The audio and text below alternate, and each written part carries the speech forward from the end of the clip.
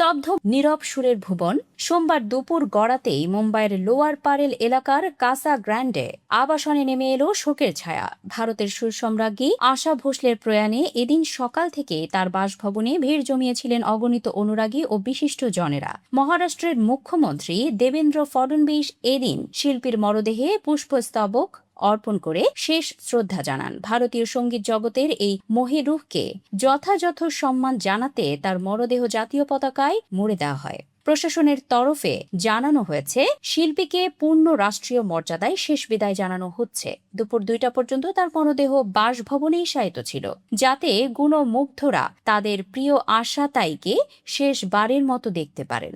বিকেল 4টায় শিবাজি পার্কে সম্পন্ন হয় তার শেষকৃত্য।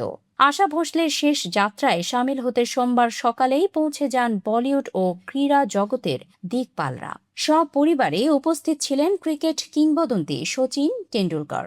এছাড়াও রিতেশ দেশমুখ, তব্বুসহ টিনসেল টাউনের বহু তারকা এদিন চোখের জলে শেষ শ্রদ্ধা নিবেদন করেন। প্রিয় শিল্পীর পরিবারের সদস্যদের সান্ত্বনা দিতে ভিড় জমিয়েছিলেন তার ঘনিষ্ঠ প্রিয়জনেরা। শনিবার হঠাৎ অসুস্থ হয়ে ব্রিজ ক্যান্ডি হাসপাতালে ভর্তি হয়েছিলেন 92 বছর বয়সী এই শিল্পী। তার অসুস্থতার খবর ছড়িয়ে পড়তে উদ্বিগ্ন হয়ে পড়েছিল গোটা দেশ। স্বয়ং প্রধানমন্ত্রী নরেন্দ্র মোদী তার দ্রুত সুস্থতা কামনা করে টুইট করেছিলেন। কিন্তু চিকিৎসকদের সমস্ত চেষ্টা ব্যর্থ করে রবিবার শেষ নিঃশ্বাস ত্যাগ করেন তিনি। ব্রিজ ক্যান্ডি হাসপাতালের চিকিৎসক প্রতীত সমদানি জানিয়েছেন, বার্ধক্যজনিত কারণে শরীরের একাধিক অঙ্গ বিকল হয়ে যাওয়ায় তার মৃত্যুর প্রধান কারণ। পদ্মবিভূষণ থেকে দাদা সাহেব ফালকে দীর্ঘ ক্যারিয়ারে সম্মানের কোনো কমতি ছিল না তার ঝুলিতে।